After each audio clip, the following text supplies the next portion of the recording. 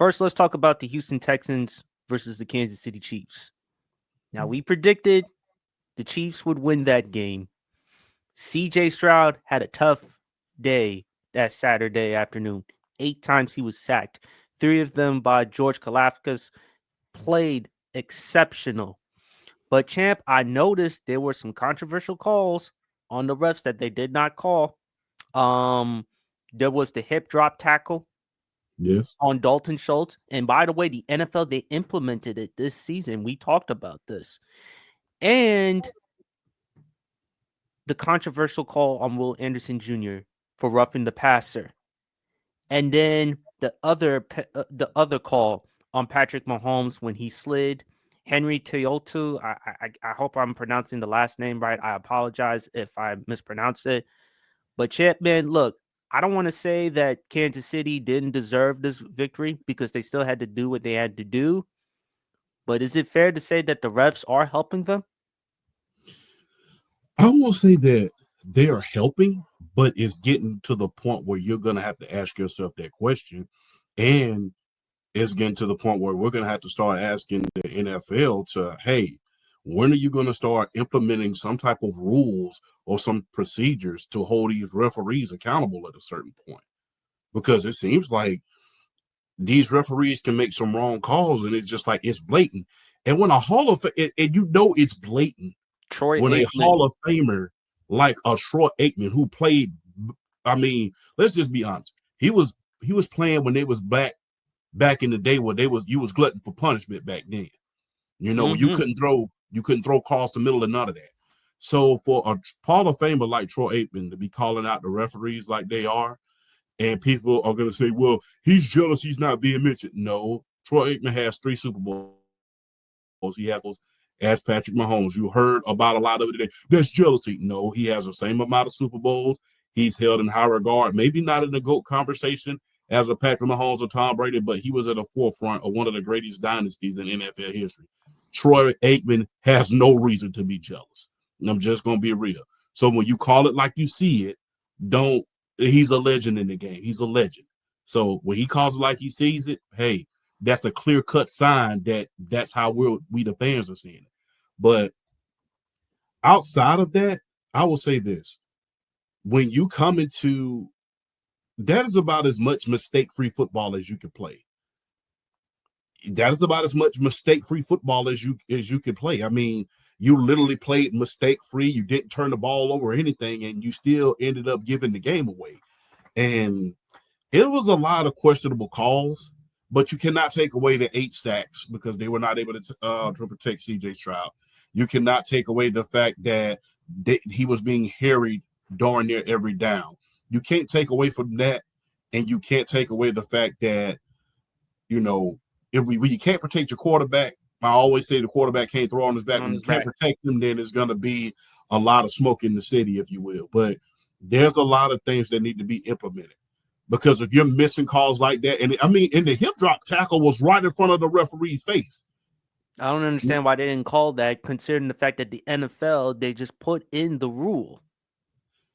Well, the thing is, I looked this up, and it's an interesting stat. I can't pinpoint exactly, but they've rarely called it all season.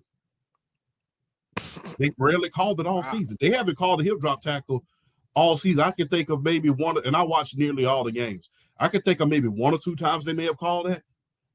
But so in fairness to the referees, they haven't called a hip drop tackle the entire time, almost the entire season at this point, because I think they realize the amount of damage that'll cause. Mm-hmm. But as far as, you know, and it's getting to a point now where it's like, bro, is the NFL, as far as the quarterbacks, becoming the NBA? Because you saw how Patrick Mahomes was like slowing down on the sideline in order to try to draw the foul. Matter of fact, there was even, I'm glad you mentioned that. It looked like he was flopping on that one. Yeah. So, I mean, and people are going to say, well, they flop every play. Not that blatant. And like I said, when a Hall of Famer like Troy Aikman calls you out on that, it's getting ridiculous at a certain point. This is not just a guy like myself that's sitting, you know, at a podcast somewhere, and I'm just calling it as a fan and a savant and a historian. This is a Hall of Famer that's calling that. And you can best believe Troy Aikman got some superstar calls when he was in the NFL. But when it's that blatant, it's getting disgusting at a certain point. And you have to ask yourself this, man. Look, Buffalo's going to have to go in there and they're going to have to play mistake-free football, just like they did against the Baltimore Ravens. But they're going to have to do everything they can to be very, very careful about, the way they're tackling, the way they're doing everything. So, I mean, because it's getting ridiculous. You can't take nothing away because the 8 sacks, the missed kicks, them not being able to turn over, them not being able to capitalize in the red zone, things of that nature. You can't take away that part of it. But when you have blatant, because the thing about when the roughing the passer calls, the two tacklers ran into each other. They didn't even touch Patrick Mahomes. They had a helmet to helmet with themselves. Which is why Troy Aikman was furious and he thought that the call was bogus. Yes, and he was rightfully so saying that it was bogus because they didn't even touch Patrick Mahomes. And at that point, he's a runner. He's a runner. It's not like he was in the pocket. No. And the thing is, if you want to know the way superstar calls is, certain guys don't get the superstar call. Jaden Daniels didn't get a superstar call this past weekend, and neither did Lamar Jackson. Neither did Lamar Jackson when he got busted up on the sideline. So the NFL, I understand that your superstar team, your cash cow team is gonna, that's your cash cow. You got a lot of elements when it comes to that team. You have the superstar quarterback, you got the three-peat, you have the Taylor Swift aspect of it. Now, Caitlin Clark. The Caitlin Clark factor. So you got a lot of things coming in courtesy of this team right here. But at certain points, you got to say to yourself, okay, do I want my fans to think that this is rigged? Do I want these fans to think that this is no longer the NFL and that this is the WWE, that this is choreographed? Because at a certain point, when these referees getting these calls wrong, it's getting disgusting. And for the people who's going to say, well, the referees, no, you're only saying that because your team is getting the favorable call. If it wasn't your team, if you was playing Atlanta and they got a call like that every single game, you call it like you see it. So call it as we see it. I agree with you, Champ. I do think there are a lot of components. It's a culmination of things because, of course, Kansas City, they still have a chance to do something in NFL history that's unprecedented, which is the three-peat. You have Patrick Mahomes, conversations as the GOAT.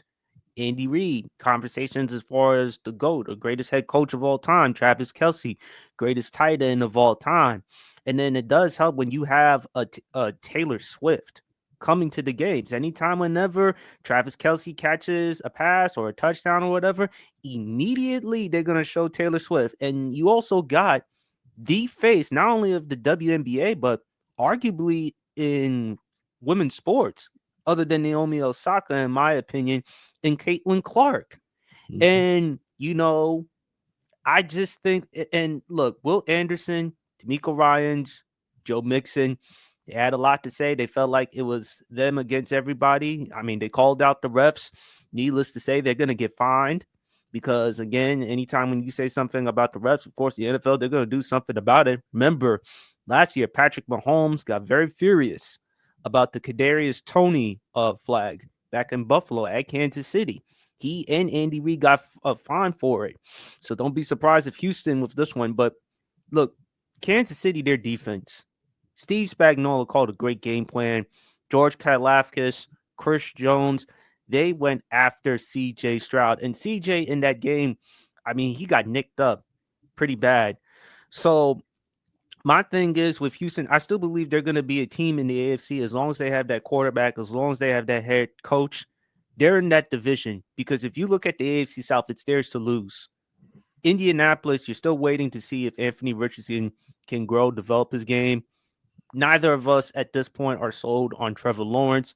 And Tennessee, they have the number 1 overall pick. They're going to draft a quarterback, whether Cam Ward, Shedeur Sanders, because nobody's interested in Will Levis, a.k.a. the Mayonnaise Man. But when I look at Kansas City, they're going to be the team for the foreseeable future. But I understand, Champ, but these calls on the refs part, they have to do a better job because if you continuously allow that to happen, then people are going to start questioning the integrity of the game. People are already saying it's scripted, it's rigged, conspiracy theories, stuff like that. And if you're the NFL, you don't want that. Even though you would love to see history transpire, at the same time, you don't want to deal with those types of controversies. And then you don't want diehard football fans like ourselves to be furious. I agree on 100%. But the funniest thing about that game, regardless of the controversial calls and everything, that was the highest rated game on ESPN this It season was, yeah. with 35 million people tuning in. So regardless of the controversy, we still go watch it. So and I think that's why the NFL is like, okay, we're not going to do too much. We're going to do enough to address it, but we're not going to do too much. But hey, y'all got to do something about these referees, man, because guess what? I don't ever think the ratings will go down as far as the NBA or any other sport is concerned. But when you lose that hardcore fan base, you've lost something. Yes. Yeah, you don't want to lose that. And like I said, you don't want the fans to think it's rigged. These guys are going out here putting their blood, sweat, and tears and everything. So you don't want the fans to think it's rigged or something might be going on that is not supposed to be. So they got to do a better job of the refereeing, finding these referees and making sure, hey, if you don't referee this game right, you're not going to be a referee for very, very long. Mm-hmm.